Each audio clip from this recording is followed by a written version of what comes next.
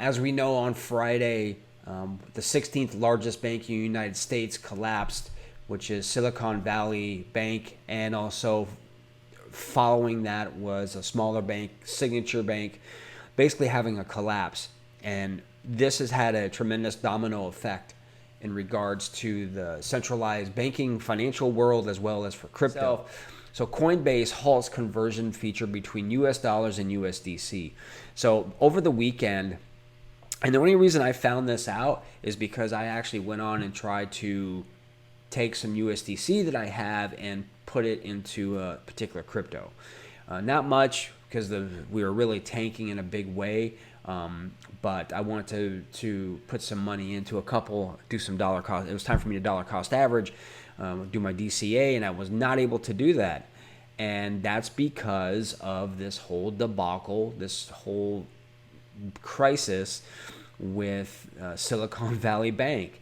And so Coinbase, as well as Binance, has halted their conversion feature between US dollars and USDC. So if you transferred from your account, from your banking account, and you convert it to USDC and it's sitting there as cash, you're not able to do anything with it right now. It's just sitting there. Now, they say it's safe and all that kind of stuff, but it's just sitting there. You can't convert it to any other crypto. You're not able to send it back into your account. It's just basically sitting there. So this was supposed to come back over, to be available today, which is Monday the 13th, March 13th. And right now, as I'm doing this, it's almost 10:45 a.m. And so far, Eastern Standard Time, so far, it's not available. And I'm just kind of going through this here a little bit so you can actually see what's going on. Basically, it's because of this that Coinbase has decided they're halting any of their transactions. So we don't know when it's going to be. I actually was on a chat with a Coinbase representative, and they were saying good luck, but right now they don't have a time of when that halting process will be over. And I suspect it's for Binance too. I'm not sure if it's for any other centralized crypto exchanges. If there's any more that I'm missing, let me know. But I believe Coinbase for sure, and I also believe Binance as well. So this is just basically saying, why they're doing it, and that, it's just basically everything is fine, but we're just pausing. We're halting transactions. Basically any transaction, not even converting, but any transaction. You can't buy, you can't sell, you can't do anything with it. Even though the only thing that you can do is if you have a Coinbase card and you are making purchases, you can do that, but that's about it. You can't do anything else with your USDC. And I find this really ironic. With the United States government going heavy with their choke point 2.0 measures, really coming after crypto, saying it's unsafe, it's all this, they want to regulate it into the ground, yet they can't even keep their own house in order with these huge banks.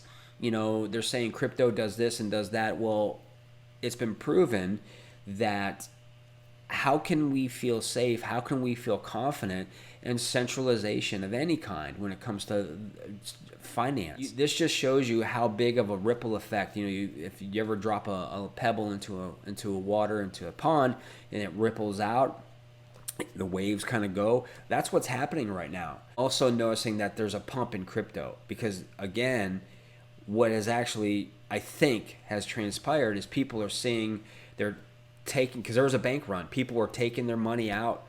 Once they started seeing things were going on and started happening, investors were taking their money out, right, withdrawing their funds, and until everyone's like, wait a minute, we need to stop this. I think people are taking their money out and putting it into crypto. Cold wallet storage is so important. Get your stuff off of the exchanges, and that way, no matter what happens, because again, these centralized exchanges, such as a Coinbase, such as a Binance, they are attached to your banks and things like that from a centralized banking institution.